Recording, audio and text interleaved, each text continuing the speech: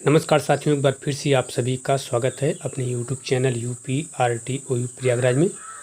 साथियों, हमारा आपसे अनुरोध है कि जिस भी भाई के पास कोई भी ओल्ड पेपर है वह साथियों उस ओल्ड पेपर का जो PDF फाइल हो चाहे JPG हमारे टेलीग्राम पर उसकी PDF फाइल को चाहे JPG को साथियों ज़रूर भेजें, ताकि उसके बारे में हम जानकारी और दूसरों तक पहुंचा सकें, उनको बता सकें कि किस टाइप के क्वेश्चन जो है ओपन यूनिवर्सिटी में पूछे जाते हैं, कितने नंबर के पूछे जाते हैं और किस टाइप के आपके क्वेश्चन पूछे जाते हैं और आप उसके आंसर कैसे लिखेंगे।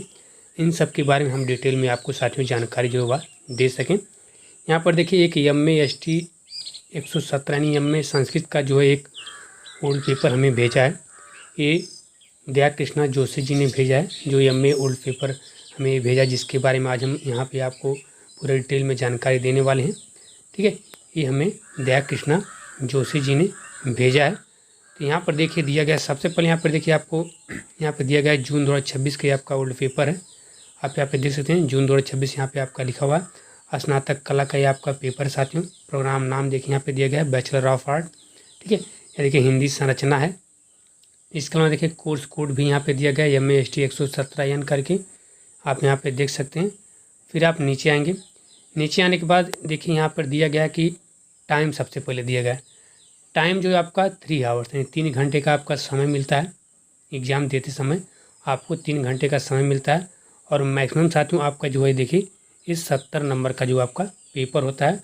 और सबसे पहले यहाँ पे नोट दिया गया, नोट में बताया गया कि इस प्रश्न पत्र में आपके 2 खंड होंगे और खंड आ में आपके लघुत्तरीय प्रश्न होंगे।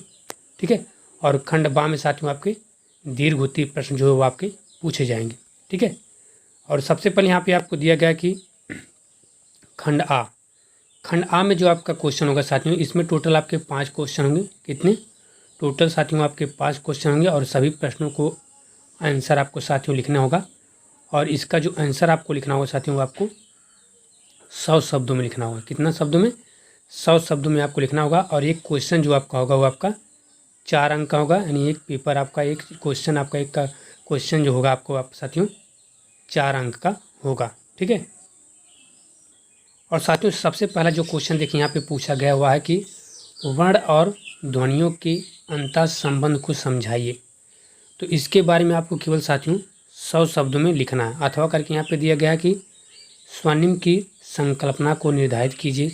दोनों में से किसी एक का आंसर आप लिख सकते हैं और 4 नंबर आपका क्या हो जाएगा? पक्का हो जाएगा। दूसरा क्वेश्चन आपका दिया गया है खंडेतर स्वनिम पर विचार कीजिए अथवा शब्द की संकल्पना पर प्रकाश डालिए। ये दूसरा क्वेश्चन आपका दिया गया है। तीसरा क्वेश्चन देखिए यहाँ पे आपका पूछा गया कि सर्वनाम शब्दों के रूप सिद्ध पर प्रकाश डालिए अथवा क्रिया शब्दों की रूप सिद्ध को स्पष्ट कीजिए। ठीक है, चौथा आपका पूछा गया कि पुनरुक्त या द्वित शब्दों को सोदाहरण स्पष्ट कीजिए अथवा वाक् स्वरूप निर्धारित कीजिए। पांचवा यहाँ पे क्वेश्चन आपका पूछा है संयुक्त वाक्य संरचना के नियमों को समझाइए अथवा एकालाप की संकल्पना को स्पष्ट कीजिए। देखिए एक क्वेश्चन जो यहाँ पे दिया, इसके सामने देखिए यहाँ पे अंक भी निर्धारित हैं, यानी इसके सामने यहाँ पे आपका 4 अंक दिया गया। यदि आप अच्छे से सही ढंग से हेडिंग डालकर अपना जो है क्वेश्चन का आंसर लिखते हैं तो आपको 4 नंबर साथ एक क्वेश्चन का यहाँ पे आपको 100% मिल जाएगा। इसके बाद साथियों आपका जाता है खंड बा। देखिए यहाँ पे आपका खंड बा दिया गया है। खंड बा में भी साथियों आपके टोटल 5 ही प्रश्न पूछे जाते हैं और सभी प्रश्नों का आपको आंसर लिखना होता है। और एक प्रश्न का आंसर साथियों आपको 300 से लेकर 400 शब्दों में लिखना होता है और प्रत्येक प्रश्न के लिए जो अंक है वह 10 अंक साथियों आपका निर्धारित जो है वह किया गया है। ठीक है, तो यहाँ पे आप देख सकते हैं। सबसे पहले देखिए यहाँ पे दिया गया है, सबसे जो पहले यहाँ पे दिया गया वह पूछा गया है साथियों कि लिपि के उद्भव एवं विकास पर प्रकाश डालिए अथवा कोड मिश्रण एवं कोड परिवर्तन को स्पष्ट करते हुए उसके अंतर पर प्रकाश डालिए। ठीक है, 7वां क्वेश्चन पूछा है कि हिंदी को रिश्ते नाते की शब्दावली को स्पष्ट करते हुए सही विशेषताएं लिखिए। अथवा करके यहाँ पे दिया गया है कि सामाजिक स्तर भेद और भाषिक विविधता को साधारण स्पष्ट कीजिए। ठीक है, 8वां देखिए यहाँ पे क्वेश्चन आपका पूछा है कि लोकोक्त को परिभाषित करते हुए उसकी विशेषताएं लिखिए अथवा तद्भव एवं उद्भव ठीक है।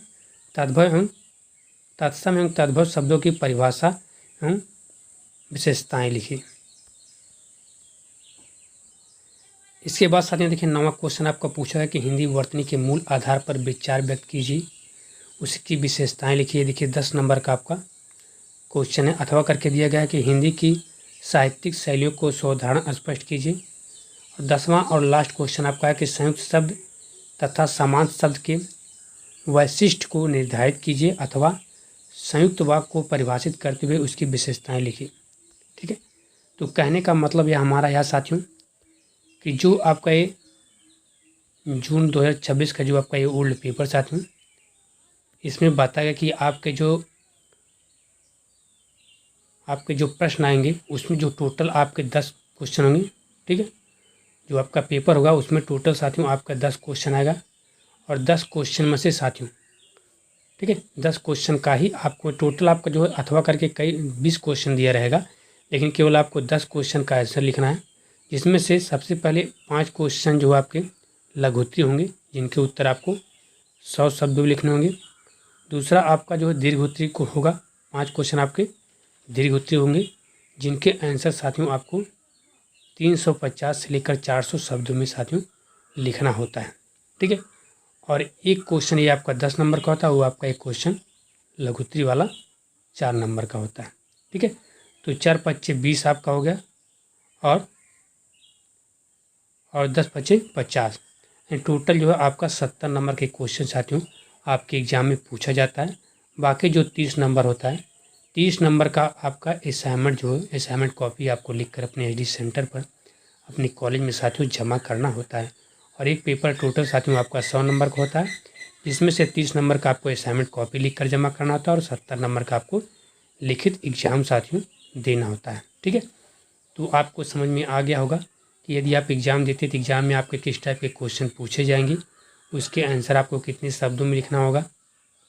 ठीक है। तो इसके अलावा भी यदि आपके मन में कोई डाउट, कोई सवाल होगा साथियों, तो आप हमें कमेंट बॉक्स में कमेंट करके पूछ सकते हैं। हम उसके बारे में आपको पूरा डिटेल में जानकारी देने की पूरी कोशिश करेंगे, ताकि आपको कहीं पर भी भटकने की या कहीं पर भी आपको जाने की आवश्यकता साथियों ना पड़े।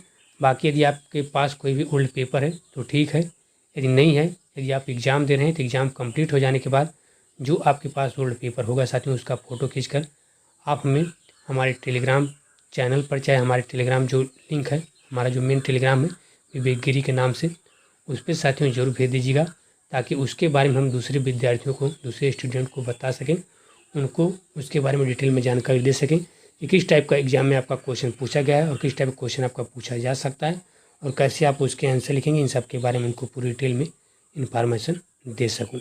ठीक है। तो फिलहाल साथियों इस वीडियो में इतना ही। ठीक है। और दया कृष्णा जोशी जी को बहुत बहुत धन्यवाद, जिन्होंने हमें ये ओल्ड पेपर भेजा और जिसके बारे में हमने आपको साथियों जानकारी आज यहाँ पे दे पाया। तो आज के लिए इतना ही साथियों। नमस्कार। जय हिंद।